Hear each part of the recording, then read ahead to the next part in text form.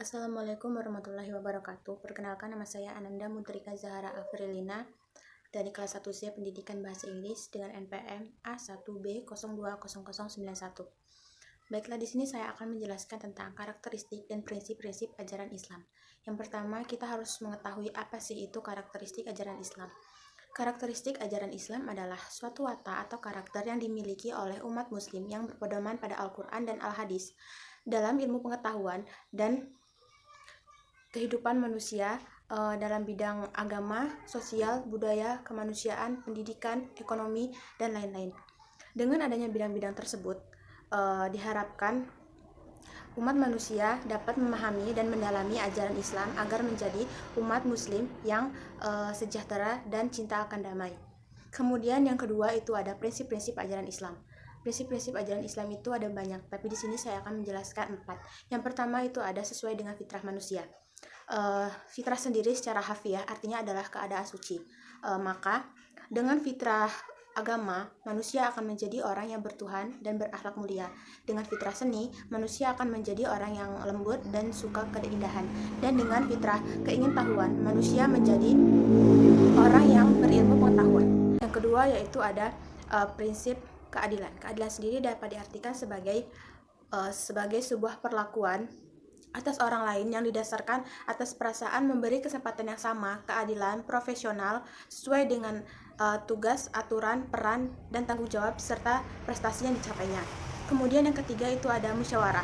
Dengan musyawarah ini, maka diharapkan prinsip-prinsip dan pemikiran dari pihak lain dapat ditampung dan diterima, sehingga tidak terjadinya kesalahpahaman seperti aksi unjuk rasa, demonstrasi, dan sebagainya dapat dihindari. Kemudian yang terakhir atau yang keempat itu ada persaudaraan. Prinsip persaudaraan dalam agama Islam ditinjau dari sudut pandangnya. Meskipun memiliki latar belakangnya berbeda, namun manusia memiliki kesamaan dari segi asal-usul, proses kehidupan hidup, nenek moyang, dan tempat kembali. Kemudian hal tersebut menjadi landasan atau dasar terbentuknya persaudaraan yang bersifat kemanusiaan. Kemudian yang ketiga yaitu persamaan ajaran agama Islam dengan agama lain. Ternyata ada loh persamaan ajaran agama Islam dengan agama lain. Yang pertama yaitu persamaan Islam dengan Katolik.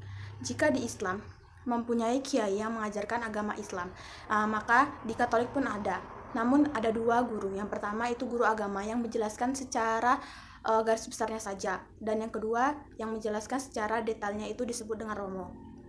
Kemudian kesamaan yang lain yaitu konsep dalam berbuat dosa. Jika di Islam seseorang berbuat dosa lalu bertaubat kepada Allah Subhanahu wa taala, maka dia akan diampuni oleh Allah Subhanahu wa taala. Sama pula halnya dengan Katolik. Jika seseorang berbuat dosa, maka Tuhannya akan marah dan segala sesuatunya yang berharga akan hilang.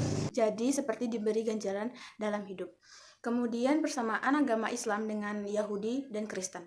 Yang pertama, ketiganya sama-sama diturunkan oleh Allah Subhanahu wa taala. Allah Subhanahu wa taala menurunkan syariat kepada seluruh umat manusia termasuk umat muslim, Yahudi, dan Kristen.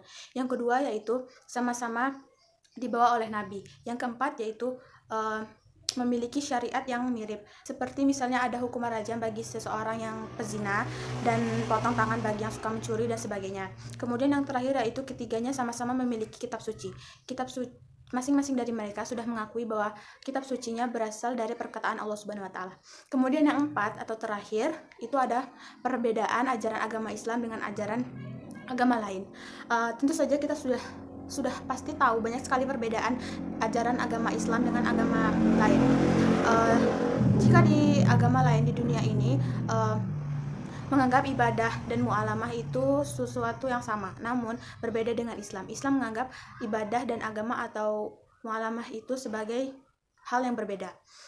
Jika di agama lain ibadah dianggap sebagai hanya ditujukan untuk menyembah Tuhannya saja.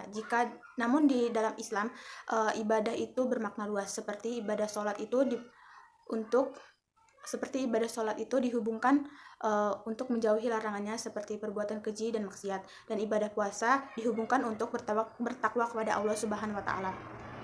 Kemudian perbedaan lain dapat dilihat dari segi kepercayaannya.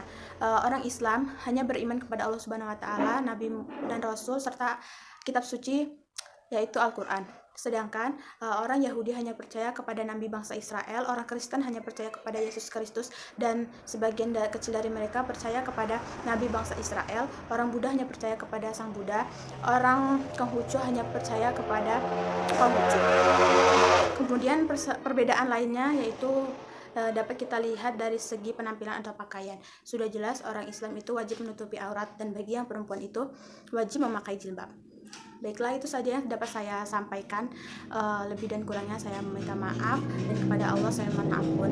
Saya akhiri, wabillahi taufiq wal hidayah. Wassalamualaikum warahmatullahi wabarakatuh.